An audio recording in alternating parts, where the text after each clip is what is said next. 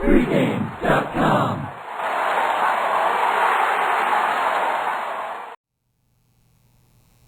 Pacers at Heat, series tied 2 games apiece. All-important Game 5 in Miami Tuesday night. Line opened 6.5, 180.5. Saw it go up to 7 for a little bit. Didn't hang around there very long. Back down to 6.5. Total dipped a half point as well. Who do you like? The reason why I went off is 7, if there is a key number in the NBA, I think it is 7 because it's one of those situations at the end of the game. Touchdown and extra point. The extra point is probably it. But you don't want to foul a guy. If you're up 7 points, you can't get the 2 3-pointers back. So a lot of times, a lot of guys look at the 7.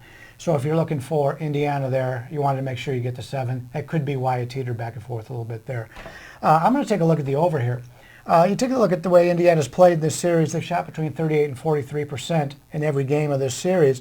And they've done it, and they've only had 20 assists at the most. So they're not really doing it in their regular routine of their offense. A lot of it's come down to rebounding. The 2 games that Indiana lost, they had 38 rebounds in each game. The 2 games they won, they corralled 50 and 52. So if they're able to dominate on the boards, that's when Indiana's at the best. They were more aggressive last game in Miami. In fact, both games in Miami, they drew more foul shots than they did at home, which is a rarity. Usually your home team draws more fouls than the away team.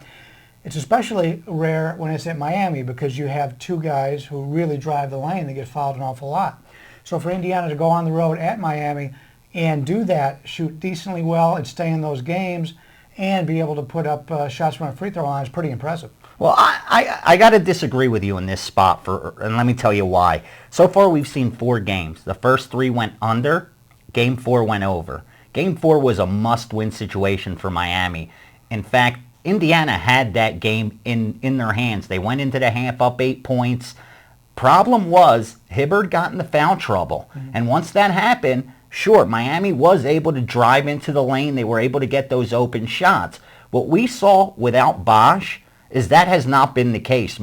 Indiana's been able to crash underneath and force Miami into taking those outside shots. And when people look at Miami's field goal percentage over the season, they may be 5th in the NBA, which looks great, but that's based on simple shots because they've had the ability to drive the lane because Bosh was in there. Now without Bosh, they're forced to take outside shots. And when you look at the field goal percentage for Miami, they've shot 40%, 34%, and 37% in the first 3 games. All 3 went under. Then yesterday, they shot 47%, and that went over. I think Indiana got a little bit ahead of themselves and got a little too overconfident, thinking, we can beat this team. And rather than play their style basketball, they had no business putting up that many 3-point shots.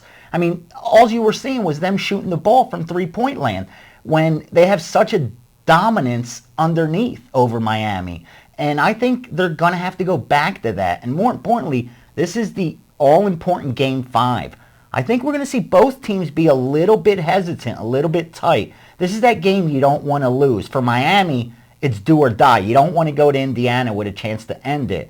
And with Indiana, although they know they got to win 1 in Miami, they know there's a Game 7 there as well. So I don't think they're going to panic. I think they're going to come, they're going to play a solid game. So for me, I got to disagree. I lean to the over in this spot. We may have a pizza bet here. All right. Well, I agree with just about everything you said, which the way I'm looking at it points me towards the over. You talked about the Miami taking the 3-pointers, so they're going inside. They should be able to draw more fouls, and they're better from the inside. So I think that's going to even out from their hot shooting from the 3-point line. And you take a look at the totals in the first 2 games in Miami, 186, 186.5. Now those are with Bosh. Without Bosh, the last 2 games, these teams have averaged 181.5. So it's a situation, I think it was 169 the first game without Bosh. They weren't used to playing without Bosh. He's not in the situation where you had the other 2 players who missed a decent portion of the season, especially Dwayne Wade.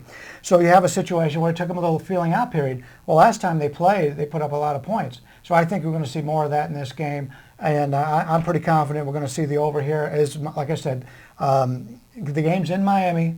Indiana has pushed the pace. They've gone right towards them, and we're able to get a lot of foul shots. I see that happening again. And as you pointed out, they're playing at Miami, Doesn't happen very often when you got the two of the biggest stars. I mean, the league does not want Indiana to win this series. Obviously. So they're not. So anytime one of those guys, and that's the key. If they get Hibbert in foul trouble, then your over looks good because Miami will be able to go, drive the lane. Do you think the success of LeBron James that he had on Sunday carries over into this game? Because he totally took it over. I mean, he did something only one other player in playoff history has done. What he accomplished, on the bottom line. But looking at going into this next game, you think it could carry over. When I saw this line, I was a little bit surprised because the fact I thought it may come out a little high because the books took a beating yesterday with Miami. Miami was in a must-win situation. You knew they were going to get money, especially at that price, and they did get a lot of money from the betting public. With that said, coming out as a 6.5-point favorite, went to 7, 6.5. I think you're going to see some Indiana money in this spot, don't you? Yeah, as long as you're catching 7, you'll see some Indiana money. And as tight as the series has been, it's tough to lay that kind of points. Exactly. So it's, and as I mentioned, Indiana's played pretty well at Miami. So, but I like the over here. 180 is a good number for me, and it's 6.5 points under where it was at the beginning of the series.